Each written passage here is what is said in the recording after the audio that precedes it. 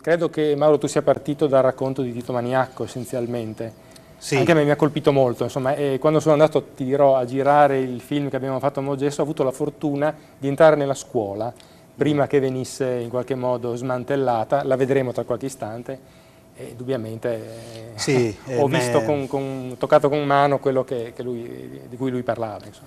Sì, Mestre di Monte, Mestre di Monte. è un libro che per chi ama questa terra è un libro secondo me meraviglioso da leggere. Racconta Tito Maniacco la sua vicenda, la sua primo anno di supplenza in una scuola. 1957 da Udine viene mandato a Mogessa a fare un anno di supplenza in una pluriclasse.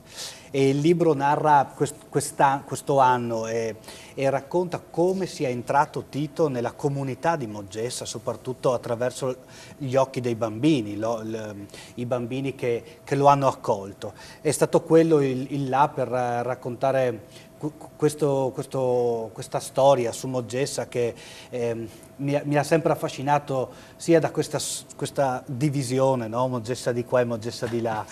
Mogessa di là c'era la scuola, Mogessa di qua c'era la fornace o le cose legate al lavoro, un ponte che divideva queste due dimensioni proprio del vivere. E ho incontrato, quando sono andato le 2 o 3 volte d'estate, alcune persone che ci vivono qualche mese. E allora trovarsi lì, insomma, davanti a queste persone che ci vivono, e quindi da Moggio Alto, poi tramite la mulattiera arrivano lì e stanno lì, mi ha molto affascinato.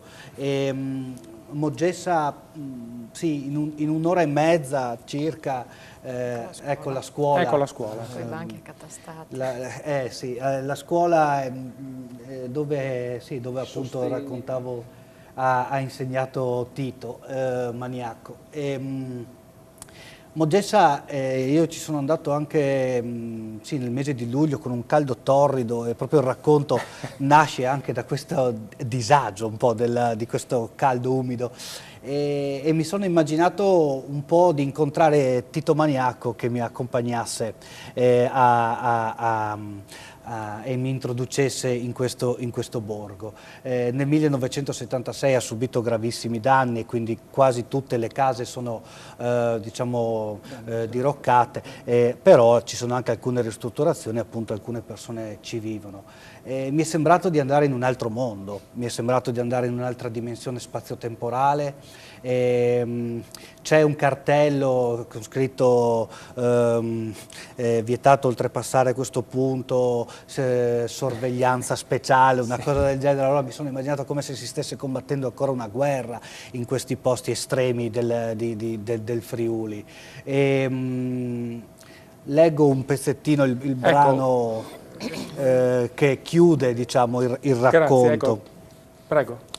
Al ritorno penso a Into the Wild, il film che racconta lo straordinario viaggio di Alexander Supertramp tra i grandi spazi infiniti dell'America, in mezzo a terre sconfinate, prive di civiltà, in cui natura e uomo devono vedersela da soli, senza costruzioni di sorta, senza tutele o filtri.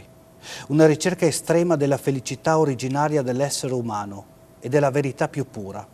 Io non vedo differenza, non c'è scarto tra il protagonista di quella storia e gli esseri alieni che abitano questi luoghi, o tra l'Alaska e i canyon e posti perduti come Erto e Mogessa.